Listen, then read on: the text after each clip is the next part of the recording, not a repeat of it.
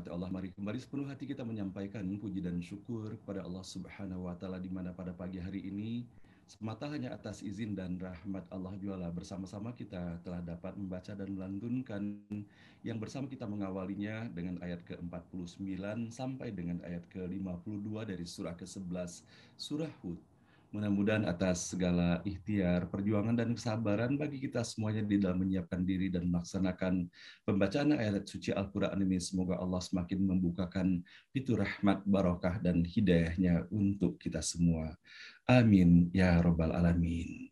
Nah, baiklah Bapak dan Ibu, sebelum bersama-sama kita menelusuri pesan-pesan yang terkandung di dalam 4 ayat yang kita baca di pagi hari ini, sebagaimana biasanya alangkah baik dan eloknya apabila kita memperhatikan sejenak sekelumit dari apa yang telah kita baca pada hari kemarin.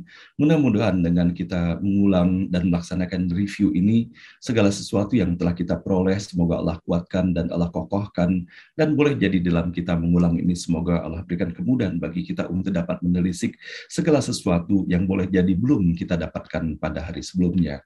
Amin ya Rabbal Alamin. A'udzubillahi minasyaitonirrajim. Aku berlindung kepada Allah dari godaan syaitan yang terkutuk. Bismillahirrahmanirrahim. Dengan menyebut nama Allah yang Maha Pengasih lagi Maha Penyayang.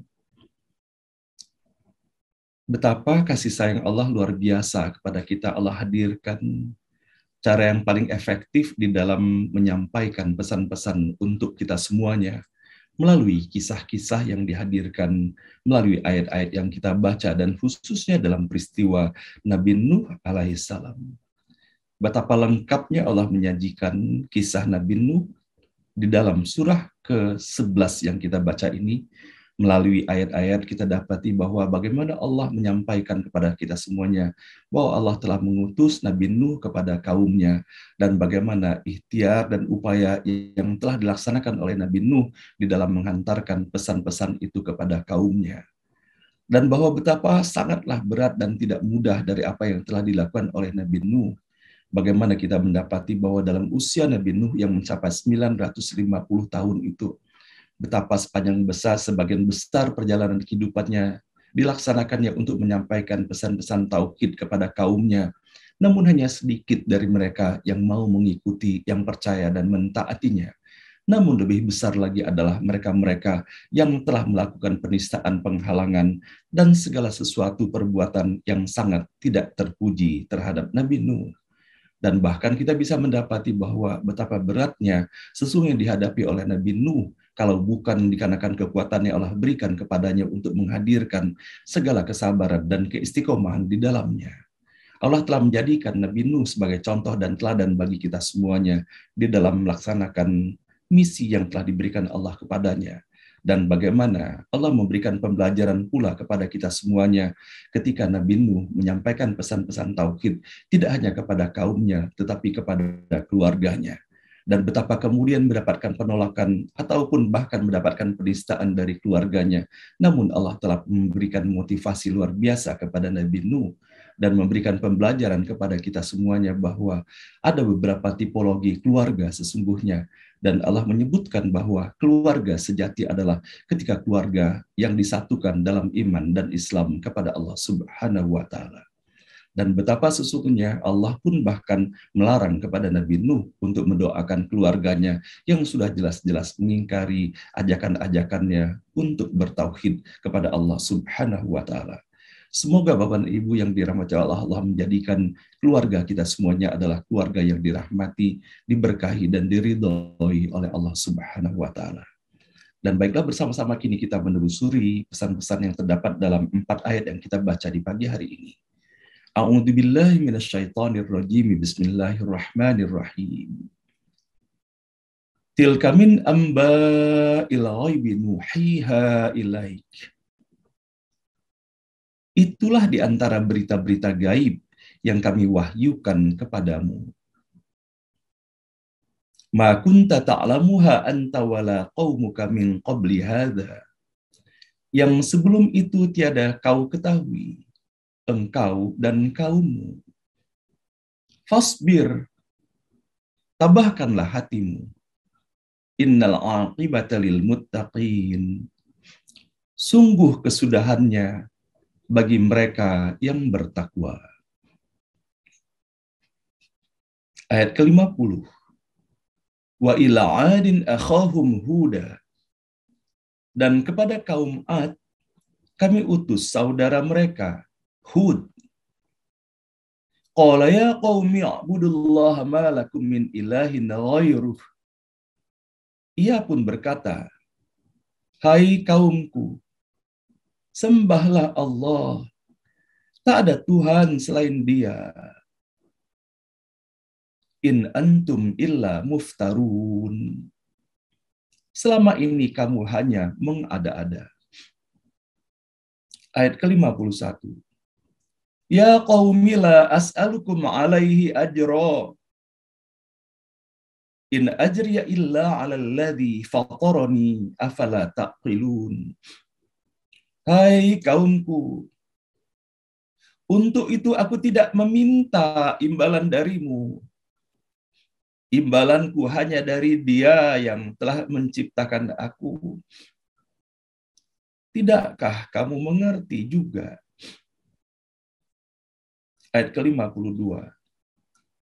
Wa ya qaumi astaghfiru rabbakum summa tubu ilaih yursilis samaa 'alaikum midrara wa yazidkum quwwatan ila quwwatikum wala tatawallau mujrimin.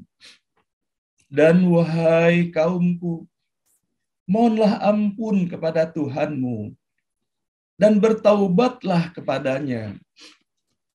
Ia akan menurunkan hujan yang lebat dari langit untukmu, dan Ia akan menambah kekuatan atas kekuatanmu. Dan janganlah kamu berbalik menjadi orang yang berdosa. Shadaqallahul azim. Maha benar dan maha agung Allah dengan segala firman-Nya. Ibu dan Bapak yang dirahmati Allah, kalau seandainya kita memperhatikan secara seksama dari ayat-ayat yang kita baca sebelumnya sampai dengan ayat ke-49, Allah menyampaikan pesan untuk kita semuanya dengan menghadirkannya melalui kisah Nabi Nuh alaihissalam. Dan betapa sebelumnya di dalam surah sebelumnya pun Allah menyampaikan pula pada sisi yang lain mengenai kehidupan Nabi Nuh ini. Namun kita bisa mendapati bahwa dari ayat-ayat yang telah kita baca sampai dengan terakhir kita membaca ayat ke-49 ini, bahwa betapa lengkapnya Allah menyajikan ini semua. Allah hadirkan referensi bagi kita semuanya untuk menjadi bahan renungan bagi kita. Baik kita merenungkan bagaimana Allah telah menitipkan misi itu kepada Nabi Nuh untuk dihantarkan. Dan bukankah kita semuanya menjadi bagian dari hamba Allah? Wa ma arsalnaka illa rahmatan lil alamin. Allah menyampaikan ayat ini kepada Nabi Muhammad sallallahu alaihi wasallam bahwa Allah tidak mengutus Nabi Muhammad melainkan untuk menjadi rahmat bagi seluruh alam semesta. Maka kita sebagai penerus Nabi Muhammad sallallahu alaihi wasallam pun membawa pula misi itu. Bahwa kita mendapatkan misi sebagaimana Allah telah menetapkan pula pada awal penciptaan Nabi Adam alaihissalam, bahwa Allah menetapkan kita semuanya membawa misi sebagai khalifah di muka bumi ini. Dan inilah yang Allah lestarikan dalam perjalanan kehidupan para nabi dan rasul, bahwa bagaimana apa yang mereka lakukan dan sampaikan bukan hanya untuk kepentingan dirinya semata di dalam melaksanakan titah Allah yang diberikan kepadanya, namun sejatinya Allah telah mengutus mereka untuk menyampaikan pesan-pesan agar mereka mendapatkan kebahagiaan hakiki di dalam kehidupan ini, bukan hanya kebahagiaan semu yang dilihat hanya sangat singkat dan sementara dalam kehidupan di dalam dunia ini. Namun kita mendapati Bapak Ibu sekalian yang dirahmati Allah, bahwa tidak ada nabi dan rasul yang diutus ke muka bumi ini, melainkan ujian-ujian itu pun datang kepada mereka, termasuk ujian-ujian tentunya dari mereka-mereka yang justru kepada mereka disampaikan pesan-pesan kebaikan itu. Namun dikarenakan kebodohan dan kecongkakan mereka dan iri hati mereka, mereka tidak melihat pesan dan makna itu, sehingga menghantarkan mereka melakukan perbuatan-perbuatan yang sangatlah tidak terpuji. Padahal sesungguhnya ketika penghinaan itu dilakukan melalui ucapan-ucapan mereka ataupun tindakan-tindakan mereka, pada hakikatnya bukan mereka sedang menghina Nabi Nuh atau menghina utusan-utusan Allah yang lain.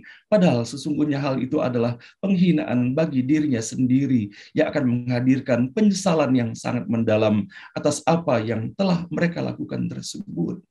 Dan betapa begitu baiknya Allah Subhanahu wa taala kepada kita semuanya, sehingga dihantarkan Allah pesan-pesan ini sebagaimana Allah menyampaikan pesan kepada nabi dan rasul dan orang-orang yang telah dipilihnya. Betapa Allah memberikan pembelajaran kepada kita semuanya.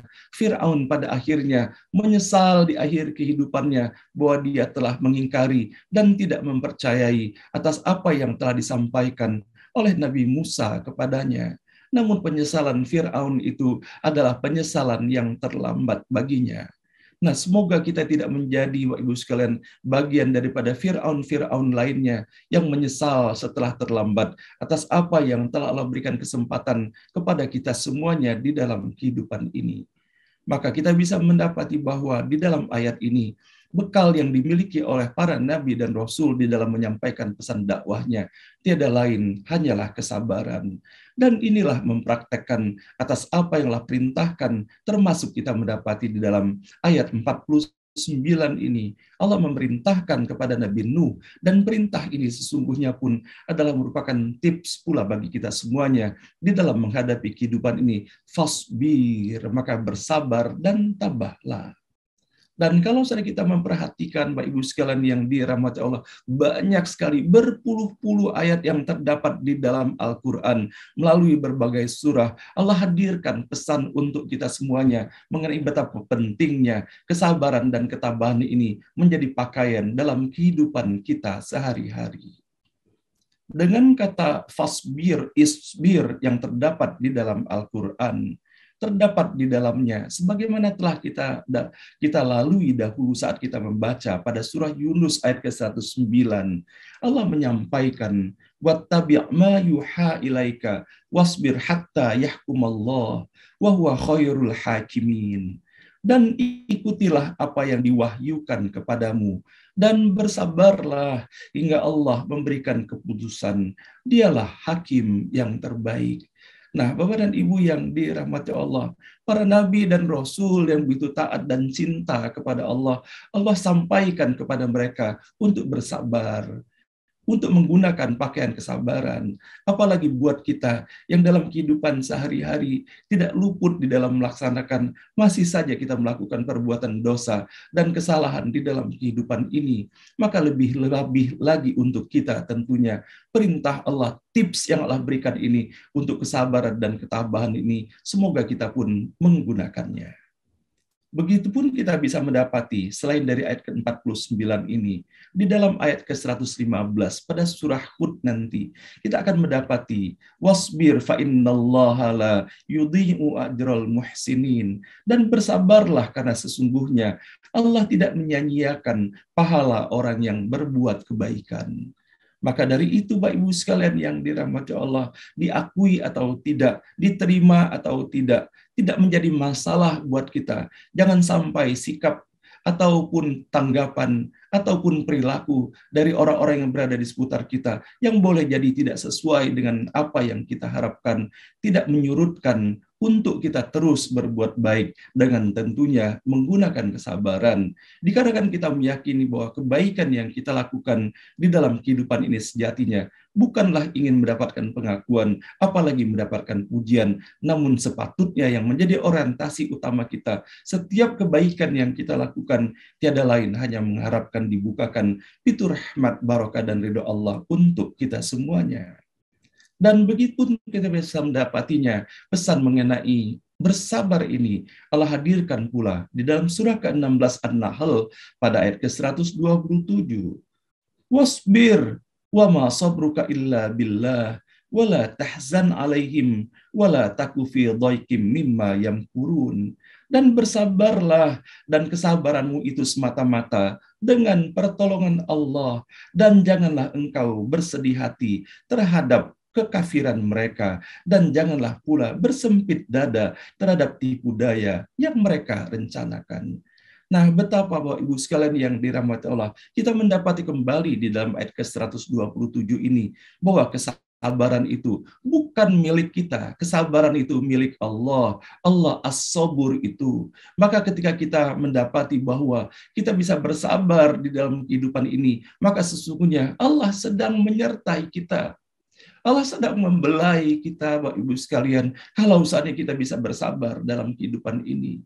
Namun sebaliknya, kalau seandainya di dalam kita menyikapi cara kehidupan ini, tidak kita gunakan kesabaran itu, apalagi kalau seandainya kita menurutkan hawa nafsu dan emosi kita, sehingga kita melakukan segala sesuatu yang tidak terpuji di dalam kehidupan ini, maka sesungguhnya ketika itu Allah sedang jauh dari kita semuanya. Kalau seandainya kita sedang didekati oleh Allah, tidak akan mungkin kita menjadi sikap menjadi pribadi yang melakukan perbuatan-perbuatan yang jauh daripada nilai kesabaran itu sendiri.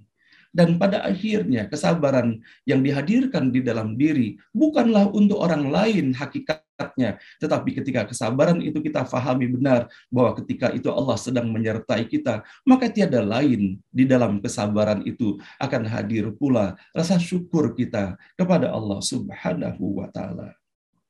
Dan tidak cukup dengan itu, Allah pun menyampaikan lagi tips mengenai kesabaran dan dengan kata yang sama, isbir. Di dalam surah Al-Kahfi, yang surah yang sangat dianjurkan untuk kita bisa membacanya, apalagi pada saat kita menghadapi hari Jumat sekarang ini.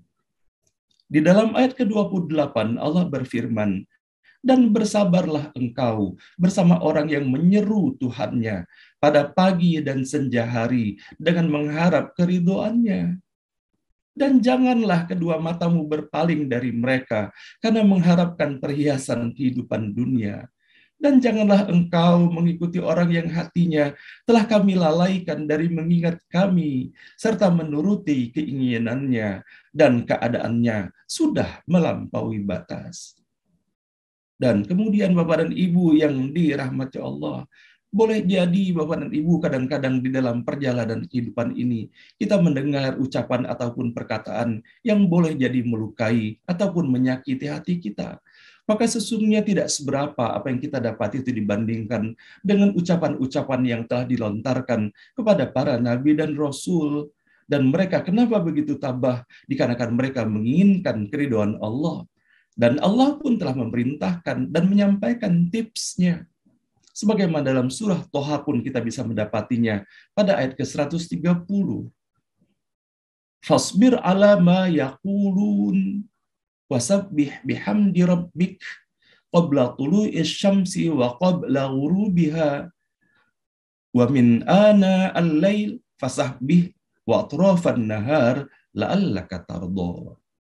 Maka sabarlah engkau atas apa yang mereka katakan, dan bertasbihlah dengan memuji Tuhanmu sebelum matahari terbit dan sebelum terbenam. Dan bertasbihlah pula pada waktu tengah malam dan di ujung siang hari, agar engkau merasa tenang. Betapa melalui ayat ini Allah menyampaikan tips luar biasa Bapak dan Ibu di dalam kehidupan kita. Allah tidak menyukai, dan Rasulullah pun menegaskan bahwa tidak disukai orang-orang yang selalu berdebat, apalagi bertengkar di dalam kehidupannya.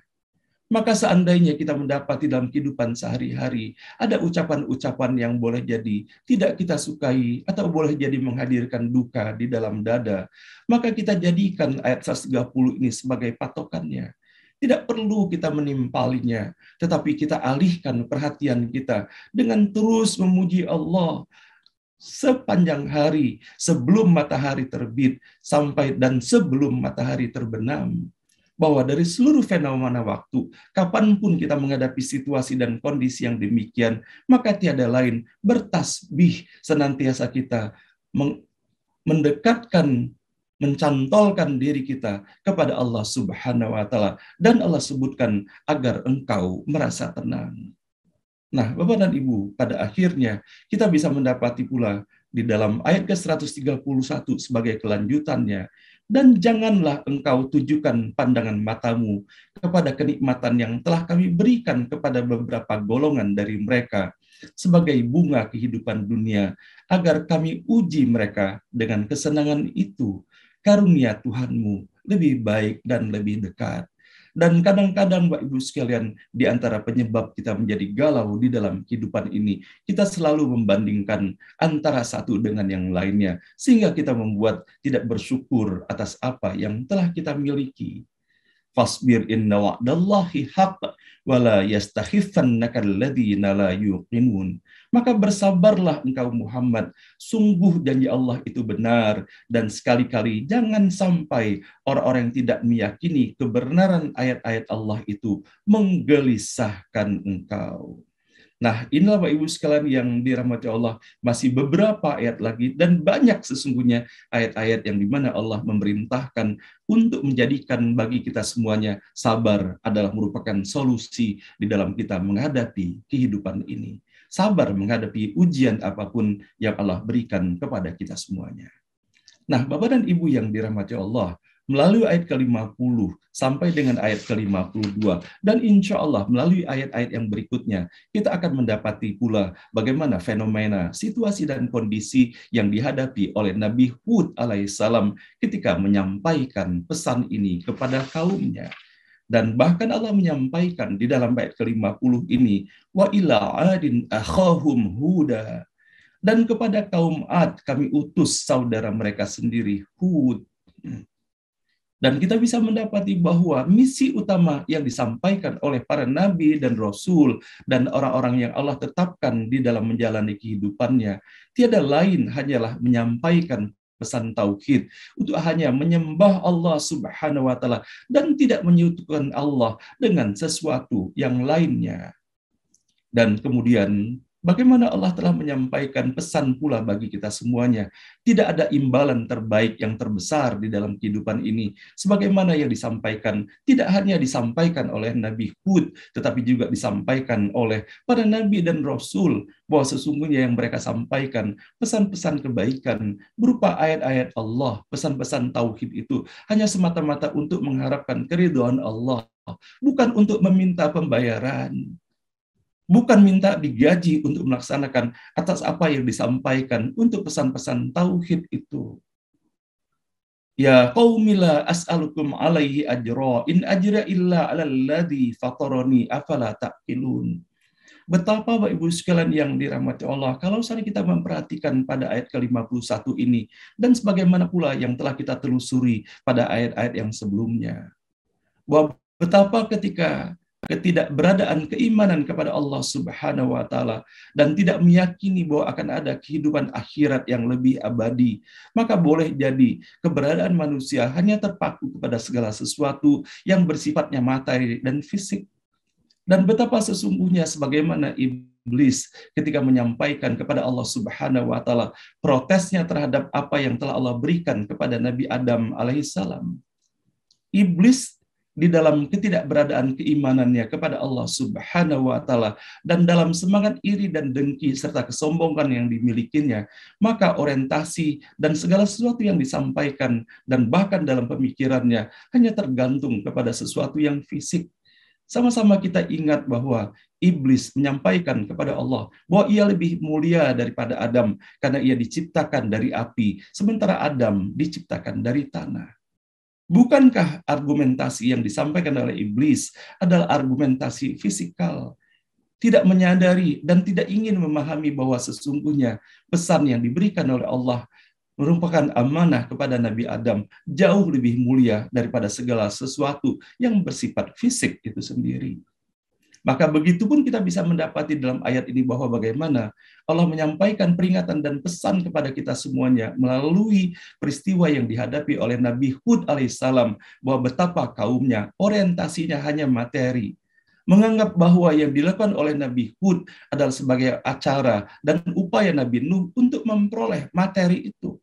Lupa mereka bahwa tidak setiap orang menjadikan segala sesuatu yang dilakukannya hanya berorientasikan materi.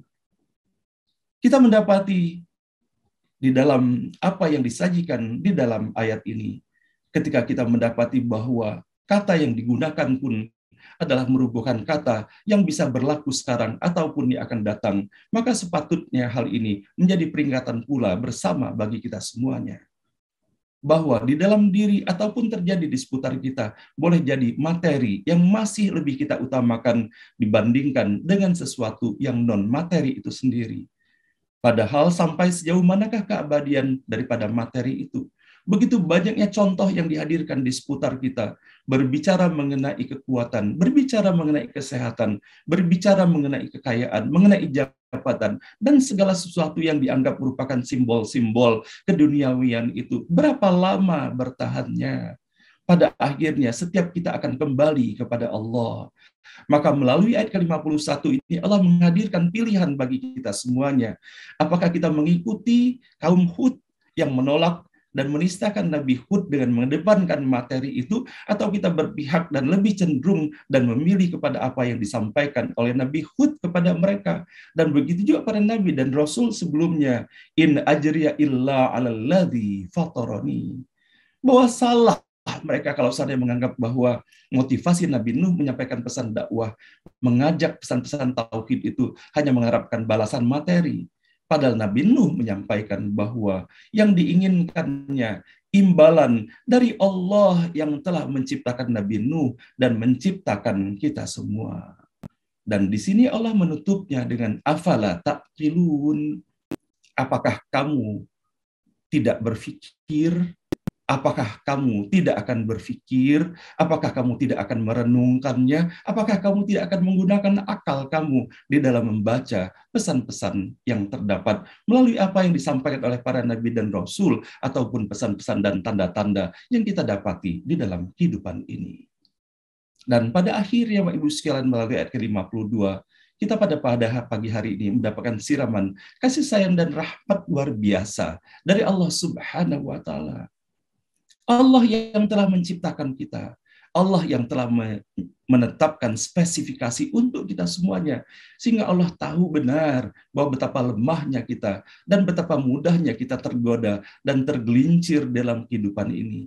Maka Allah pun memberikan dan menyampaikan kepada kita semuanya bahwa jangan berputus asa kita terhadap rahmat Allah. Termasuk apa yang disampaikan oleh Nabi Hud kepada kaumnya. Meskipun sebelum itu mereka melakukan perbuatan-perbuatan kedurjanaan, perbuatan-perbuatan yang tidak baik, tetapi tetap saja Nabi Nuh menyampaikan pesan dari Allah Subhanahu wa Ta'ala, yaitu mengajak kepada mereka semuanya untuk minta ampun dan bertaubat kepada Allah Subhanahu wa Ta'ala atas apa yang telah mereka lakukan terhadap Nabi Nuh ataupun terhadap diri mereka sendiri. Wa ma zalamahumullahu walakin anfusahum yadhlimun. Allah menegaskan kepada kita sesungguhnya ketika kita melakukan perbuatan yang tidak baik, perbuatan zalim, perbuatan yang tertutup mata hati kita dari cahaya Allah itu, maka sesungguhnya kezaliman itu adalah untuk diri kita sendiri. Maka kita bersama berdoa kepada Allah, semoga kita dijauhkan dari nilai-nilai, dari sifat-sifat, dari ucapan-ucapan ataupun perbuatan-perbuatan yang bernuansa kezaliman yang menutup mata hati kita dari cahaya Allah untuk kita semuanya. Nah, Bapak dan Ibu yang dirahmati Allah, betapa kita bisa mendapati bahwa di dalam sejarahnya kaum Ad sesungguhnya mendapatkan keistimewaan yang luar biasa secara fisik maupun pengetahuannya. Bukankah kita bisa mendapati bagaimana sisa-sisa daripada bangunan-bangunan yang telah mereka dirikan pada waktu itu?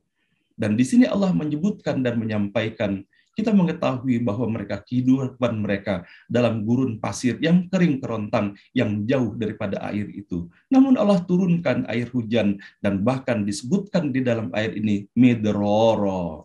Yursiris sama alaikum midroro, dan akan menurunkan hujan yang lebat dari langit. Midroro adalah air yang berlimpah-limpah untuk mereka. Wa yazidkum quwwatan ila quwwatikum, dan kemudian Allah terus menambah kekuatan pada mereka.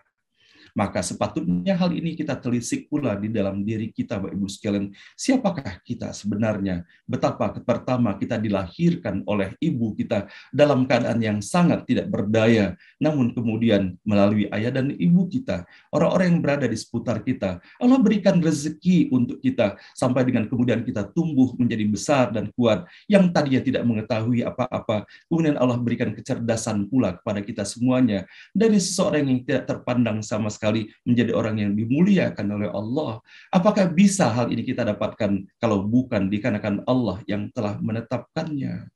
Maka bersama-sama kita memohon kepada Allah semoga azab yang telah diturunkan kepada kaum Ad, orang-orang yang mengingkari terhadap Nabi Hud ini dijauhkan dari kita semuanya. Bahwa betapa keingkaran dan kesombongan mereka telah menghadirkan kejatuhan pada diri mereka sendiri. Shadaqallahul azim. Maha benar dan maha agung Allah dengan segala firman-Nya. Nah, demikian Bapak Ibu sekalian yang dirahmati Allah yang dapat saya sampaikan pada pagi hari ini melalui setiap huruf, setiap kata dan ayat ini kita bermohon kepada Allah semoga Allah berikan keistiqomahan bagi kita semua untuk menjadikannya sebagai cara kita yang menyadari benar bahwa betapa banyaknya dosa dan kesalahan, kebodohan dan kelalaian, segala sesuatu yang memalukan diri kita sendiri di hadapan Allah Subhanahu wa taala pada hari kemarin ataupun pada hari-hari sebelumnya, sehingga kita memohon semoga Allah membukakan pintu ampunan dan taubat bagi kita semuanya, sehingga semoga sebelum dan pada saat kita kembali kepada Allah nanti, kita dikembalikan dalam keadaan dihapuskan dari segala dosa dan kesalahan kita. Dan kita pun berdoa kepada Allah semoga melalui setiap huruf, setiap kata dan ayat yang kita baca di pagi hari ini, Allah Subhanahu wa taala membukakan pintu rahmat, barokah dan hidayahnya untuk kita semuanya.